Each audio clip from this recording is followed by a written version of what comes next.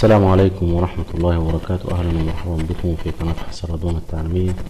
النهاردة إن شاء الله موعدنا مع الدرس التاسع من دروس الفوتوشوب، ونتكلم عن أداتين من أدوات السلكشن، وهما أداة الكويك سلكشن تول وأداة الماجيك ووند تول، وهما يعتبر من أدوات التحديد السريع. تختلف أداة الكويك سلكشن عن أداة الماجيك في أنها يمكنها تحديد كل الألوان أو الألوان المتداخلة، يمكنها تحديد الألوان المتداخلة بسهولة. أما أداة الماجيك فهي تكون فعالة أكثر في الألوان الموحدة كما سوف نلاحظ. شكل أداة الكويك سيلكشن إن لم يكن بهذا الشكل ممكن عن طريق البريفرنس، عن طريق كنترول كي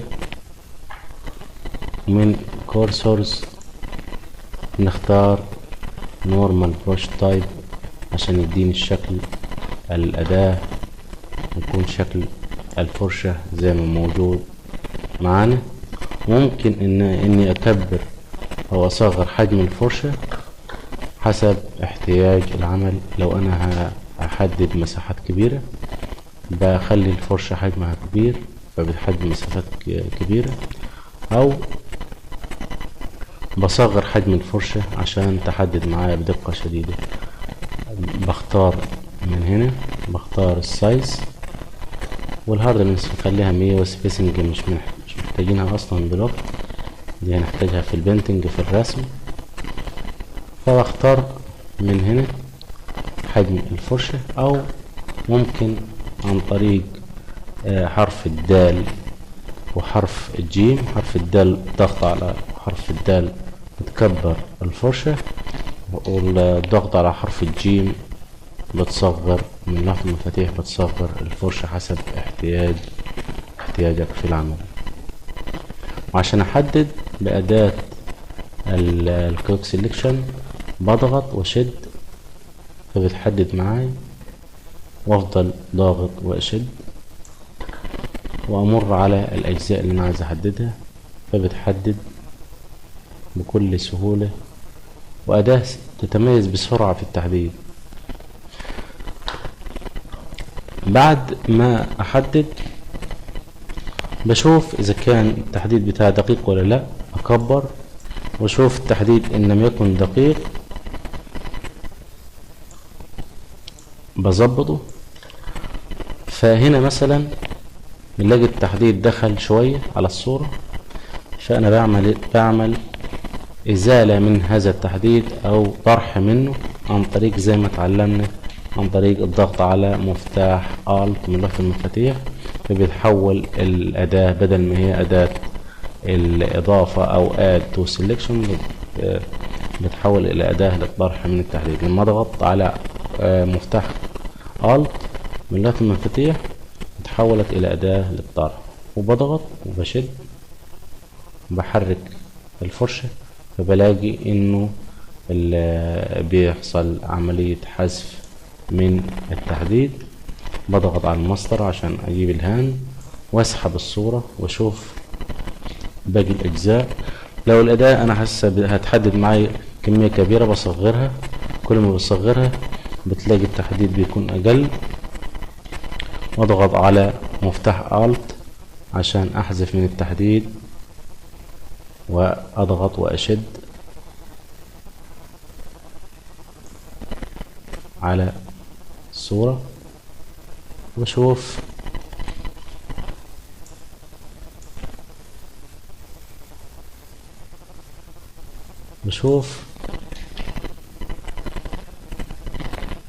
كل ما اكبر هشوف الصورة اكتر.